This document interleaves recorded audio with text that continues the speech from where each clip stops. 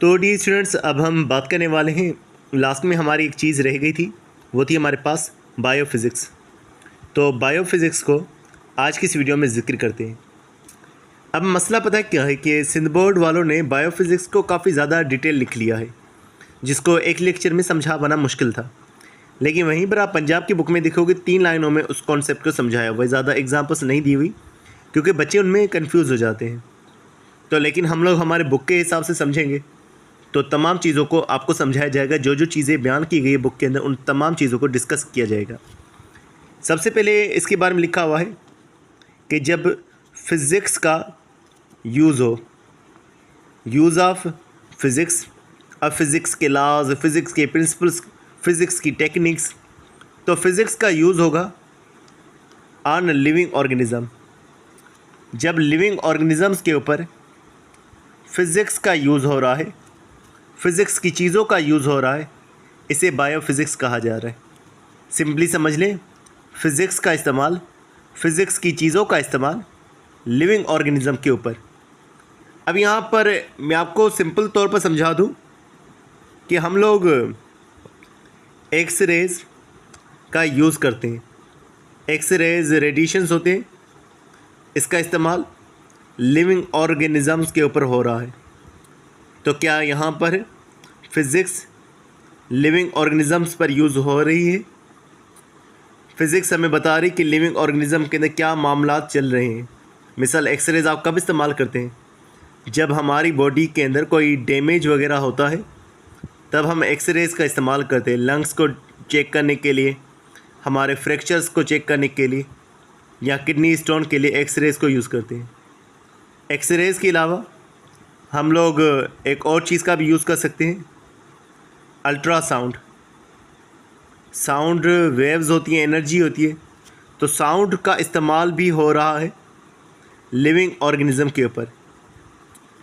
तो living organisms के ऊपर आप साउंड को भी इस्तेमाल करो, जो कि काफ़ी ज़्यादा सेफ़ होता है एक्सरेज़ के मुकाबले में। ये भी इंटरनल ऑर्गन्स के बारे में हमें बता रहा होता है। तो फिज़िक्स की चीज़ें लिविंग ऑर्गेनिज़म्स के ऊपर इस्तेमाल हो रही हैं। ये तो 2 चीज़ें आप आसानी से जानते हो। एक और चीज़ होती है जिसे कहते हैं लिथोट्रिप्सी। लिथोट्रिप्सी के अंदर असल में साउंड वेव्स का इस्तेमाल किया जा रहा है, और इसका इस्तेमाल स्टोन को ब्रेक करने के लिए किया जाता है। तो किडनी स्टोन के ट्रीटमेंट में लिथोट्रिप्सी एक फ़िज़िक्स का प्रोसेस जो है वो इस्तेमाल किया जा रहा है। तो यहाँ पर मोटी मोटी चीज़ें आपने समझ ली कि एक्सरेज इस्तेमाल हो रही है, अल्ट्रासाउंड इस्तेमाल हो रहा है, लिथोट्रिप्सी जिसके अंदर साउंड वेव्स हैं वो इस्तेमाल की जा रही हैं स्टोन को तोड़ने के लिए। अब हम बुक में कुछ और चीज़ों को समझते हैं। लिखा हुआ है कि फ़िज़िक्स की एक और ब्रांच होती है जिसे रेडियो फिज़िक्स कहा जाता है। रेडियो फिज़िक्स के अंदर रेडियो आइसोटोप्स यूज़ होते हैं। बुक ने तो सिंपली ऐसा बता दिया कि रेडियो आइसोटोप्स इस्तेमाल हो रहे हैं। अब ये वाली चीज़ समझने से पहले आपको पूरा ये कॉन्सेप्ट समझना पड़ेगा। खुद आइसोटोप क्या होते हैं ये भी समझना पड़ेगा। रेडियो फिज़िक्स ऐसी फ़िज़िक्स जिसमें रेडिएशंस इस्तेमाल हो रहे हैं। और ये कहाँ से रेडिएशंस इस्तेमाल हो रहे हैं? ये हमारे पास कुछ आइसोटोप होते हैं जो रेडियो एक्टिव होते हैं, जो रेडिएशंस इमिट करते हैं। खुद आइसोटोप क्या होता है? हमारे पास एलिमेंट्स होते हैं जैसे कि हाइड्रोजन है। इस हाइड्रोजन के अंदर अगर हम देखते हैं तो ये इसका न्यूक्लियस, इस न्यूक्लियस के अंदर एक प्रोटॉन और एक इलेक्ट्रॉन मौजूद है। जितने प्रोटॉन होंगे वो उसका एटॉमिक नंबर कहलवाएगा। तो इसके पास प्रोटॉन जो मौजूद है वो एक मौजूद है, सिंगल प्रोटॉन है। तो हाइड्रोजन का एटॉमिक नंबर इस तरह से 1 होगा। कार्बन के पास 6 प्रोटॉन होते हैं तो उसका एटॉमिक नंबर 6 होगा। ऑक्सीजन के पास 8 प्रोटॉन होते हैं तो एटॉमिक नंबर 8 होगा। यहाँ पर एक और चीज़ आ जाती है जिसे मास नंबर कहा जाता है। तो एक एटॉमिक नंबर है और एक दूसरा मास नंबर होता है। मास नंबर का मतलब होता है कि आप 2 चीज़ों को काउंट कर रहे हो। आप प्रोटॉन को भी काउंट कर रहे हो और आप न्यूट्रॉन को भी काउंट कर रहे हो। हाइड्रोजन में सिर्फ एक प्रोटॉन नॉर्मली मौजूद है, न्यूट्रॉन है ही नहीं। तो सिर्फ एक प्रोटॉन है, तो इसका हाइड्रोजन का जो हमारे पास मास नंबर बनेगा वो भी 1 ही होगा, क्योंकि प्रोटॉन 1 है लेकिन न्यूट्रॉन 0 है। लेकिन एक और हाइड्रोजन हमारे पास होता है, एक और हाइड्रोजन जो हमें नेचर में बहुत कम मिलता है।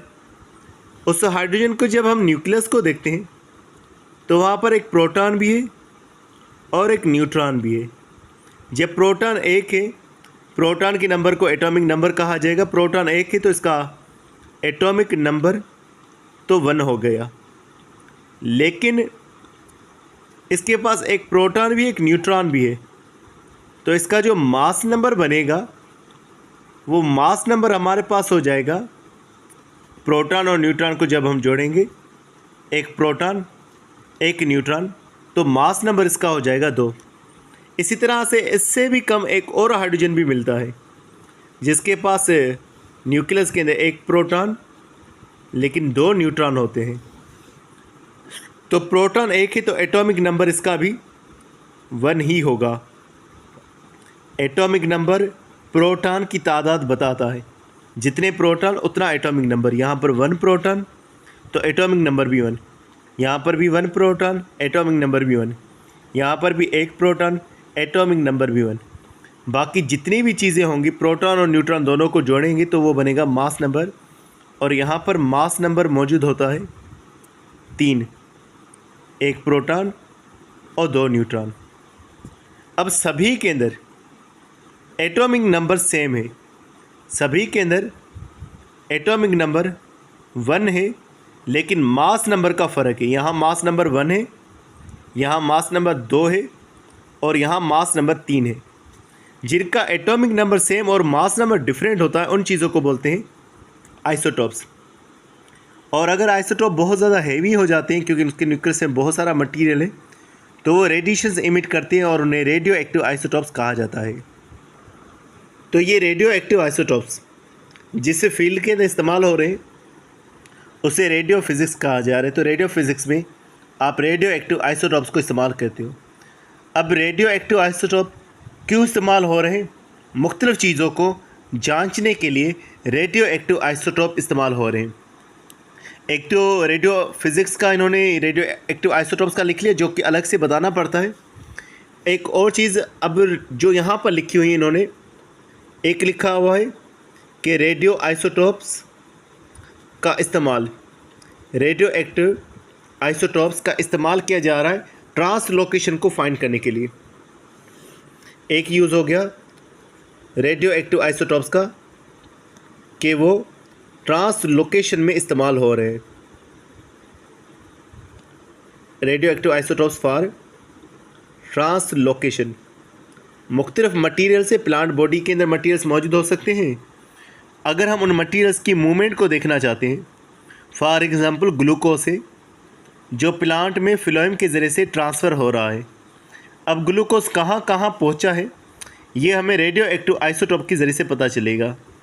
ग्लूकोज के अंदर C6 होते हैं, हाइड्रोजन 12 होते हैं और ऑक्सीजन 6 होते हैं।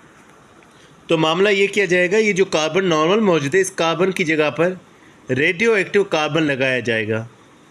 ऐसा कार्बन जो आइसोटोप वाला होगा, क्योंकि आइसोटोप वाला रेडिएशंस निकालता रहेगा तो जहाँ जहाँ ये ग्लूकोज जाएगा हमें पता चल जाएगा ये ग्लूकोज कहाँ मौजूद है। अच्छा, यहाँ पर जब हम किसी चीज़ के अंदर रेडियो एक्टिव आइसोटोप डाल रहे हैं इस चीज़ को बोलते हैं रेडियो लेबलिंग। तो रेडियो लेबलिंग एक ऐसा प्रोसेस होता है जिसमें हम किसी के अंदर रेडियो आइसोटोप को ऐड कर लेते हैं। मिसाल के तौर पर ये वाटर है हमारे पास, अगर हम यहाँ वाटर की जगह पर आइसोटोप ऐड कर देंगे तो हमारे पास ये रेडियो लेबलिंग हो जाएगी। हम नॉर्मल हाइड्रोजन के बजाय अगर आइसोटोप वाला हाइड्रोजन यूज़ कर लें, ये कार्बन डाइऑक्साइड है, अगर यहाँ पर भी नॉर्मल कार्बन डाइऑक्साइड की जगह पर हम आइसोटोप्स का इस्तेमाल करना शुरू कर दें तो इसे रेडियो लेबलिंग कहा जाता है। तो मुख्तलिफ मटीरियल्स को तलाश करने के लिए, मुख्तलिफ मटीरियल्स को ढूंढने के लिए रेडियो लेबलिंग का प्रोसीजर किया जा सकता है। तो रेडियो एक्टिव आइसोटोप्स का जब इस्तेमाल ट्रांसलोकेशन में भी किया जा रहा है, तब वहाँ पर भी रेडियो लेबलिंग की जा रही है। लेबलिंग का मतलब ये होता है कि आप किसी चीज़ के ऊपर लेबल लगा लो, आपको मालूम होगा वो चीज़ कहाँ पर मौजूद होगी। जैसे आप किसी जार के ऊपर, किसी बर्नी के ऊपर आप एक लेबल लगा देते हो कि ये साल्ट है, ये मिसाल के तौर पर शुगर है। तो इसी तरह से वाटर में भी आइसोटोप का इस्तेमाल करके आप इस पर लेबल लगा लेते हो, बाकी के मालिक्यूल से वो मुख्तलिफ होगा। कार्बन डाइऑक्साइड पे भी लेबल लगा दिया तो कार्बन डाइऑक्साइड बाकियों से अलग होगा, क्योंकि इसके अंदर आइसोटोप मौजूद है और यही यहाँ पर रेडियो लेबलिंग हो रही है। एक और चीज़ का जिक्र किया जा रहा है और वो है कार्बन डेटिंग।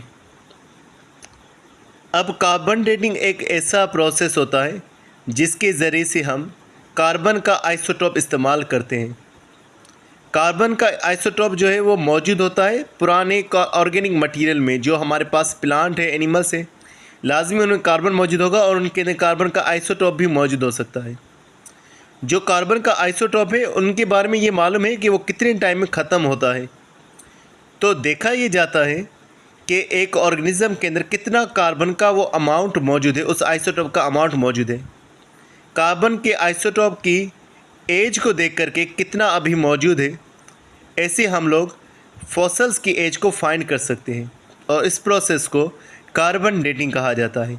दोबारा समझ लें कि कोई भी हमारे पास फॉसल है, कोई भी हमारे पास पुराना ऑर्गेनिज़म है, हम जानना चाहते हैं वो कितना पुराना है।